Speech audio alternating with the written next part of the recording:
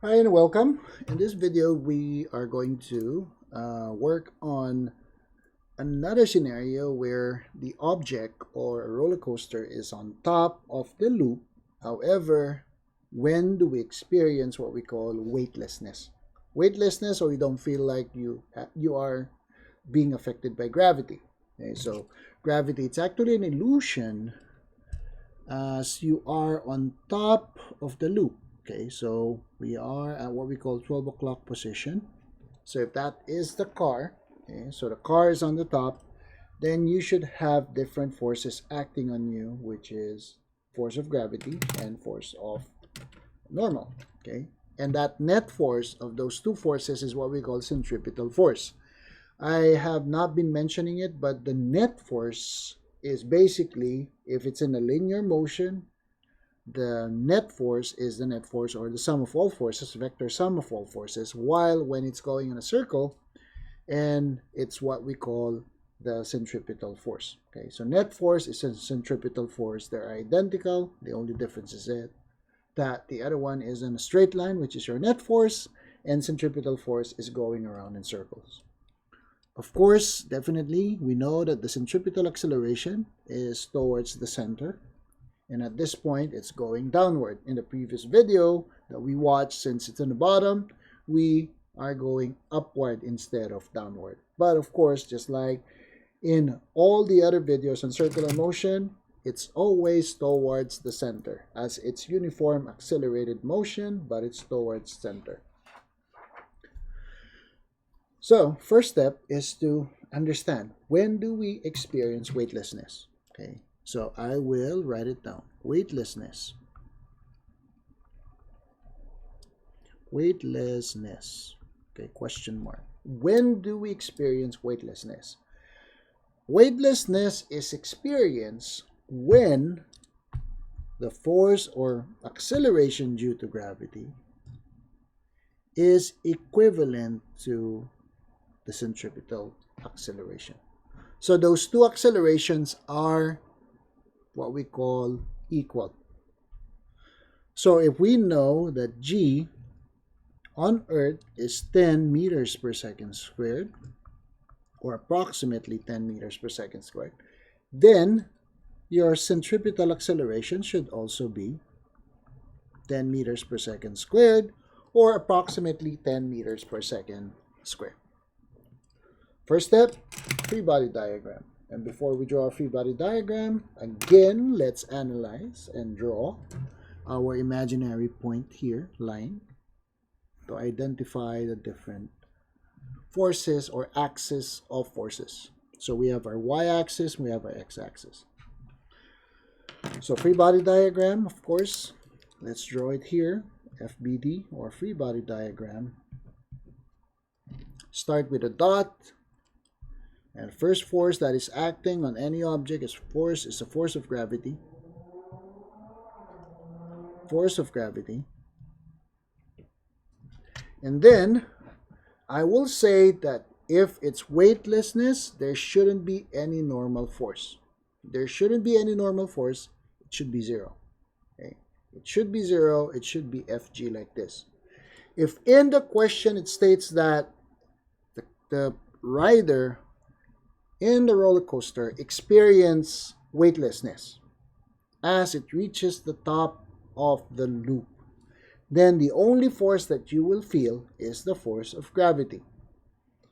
Why would that be the case if it's weightless and then we have Fg? Well, if it's moving so fast, okay, the tendency is for you to be thrown away outside of the circle. And because of the normal force of the track prevents you from flying away from the circle. That's why you maintain your orbit. Okay, you maintain your orbit as you go around the loop. Okay, going around the loop towards this direction. That's your tangential, or the direction of the motion. Tangential velocity, of course, is a perpendicular velocity. Could be drawn somewhere like this, and this is your tangential velocity. So I wouldn't consider it slow. Okay, I wouldn't consider it fast. It's just enough so that AC and G are equal. So you experience what we call the lack of force of gravity, weightlessness. Nothing's reacting against you. How could that be? So, if it's zero, how can we prove that it's zero? Okay, how can we prove that it's zero?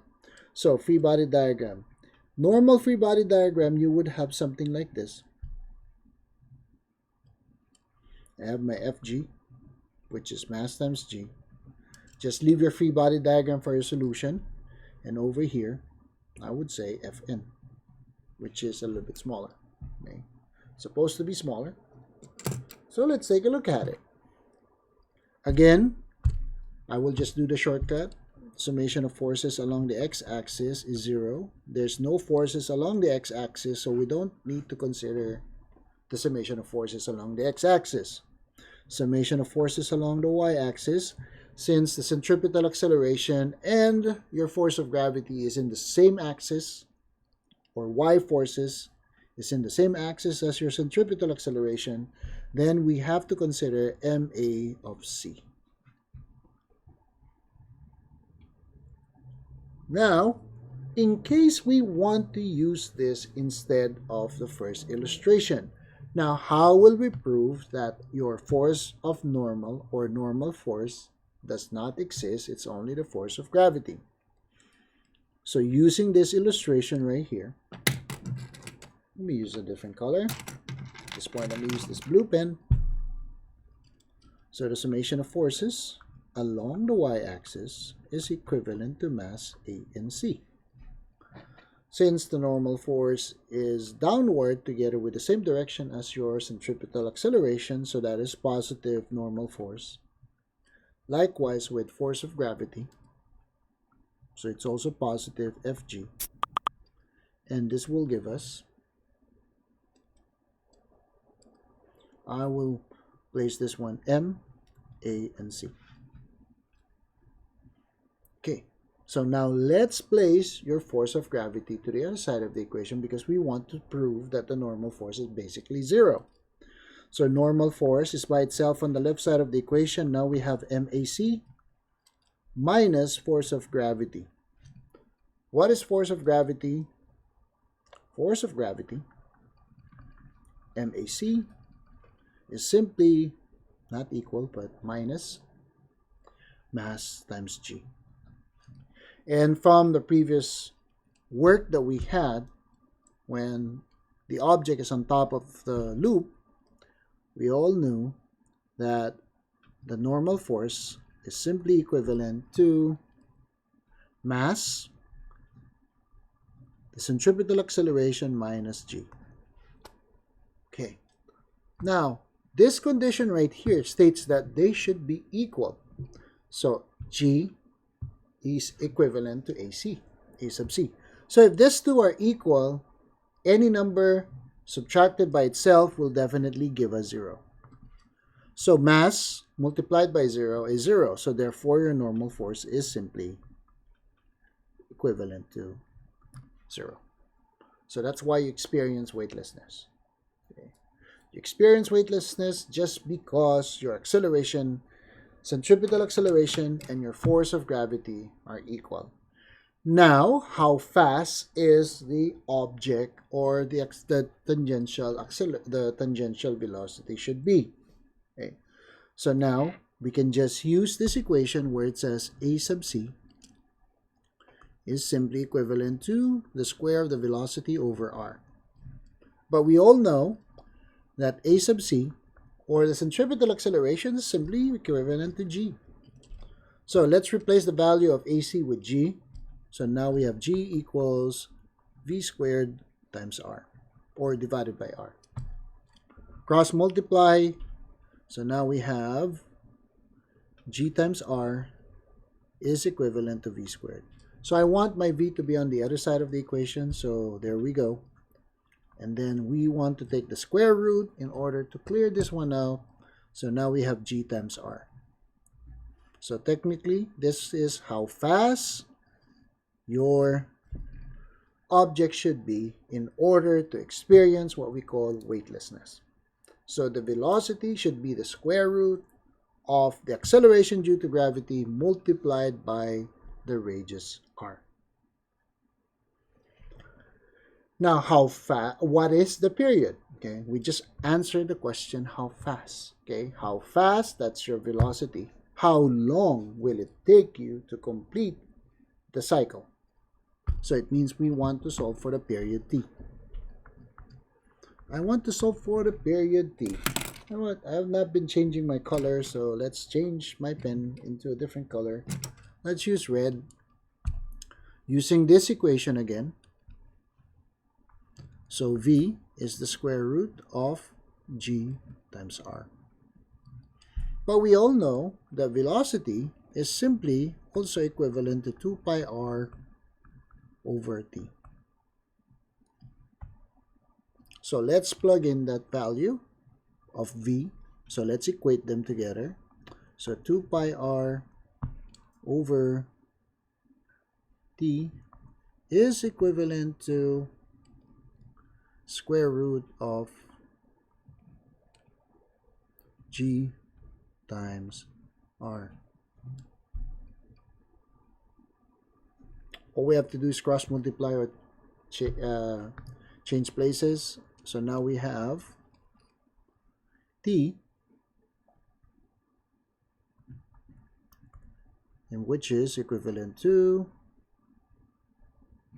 2 pi r divided by the square root of g over r. Or, let's simplify it. So that will give us, so we all know that this one is g raised to the second power multiplied by r raised to the second power, or 1/2 power. So that is 2 pi r.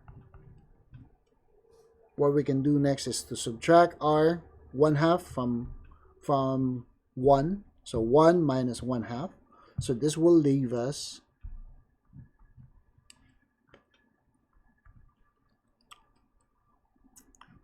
2 pi the square root of r over square root of g. So this will be the period needed to go around the loop with respect to r. So you can derive an equation. How fast should it go in terms of g? How long did it took to travel along the loop? Okay. In order to feel weightlessness as you reach the top of our loop. Hope it is helpful for you, and see you in the next video.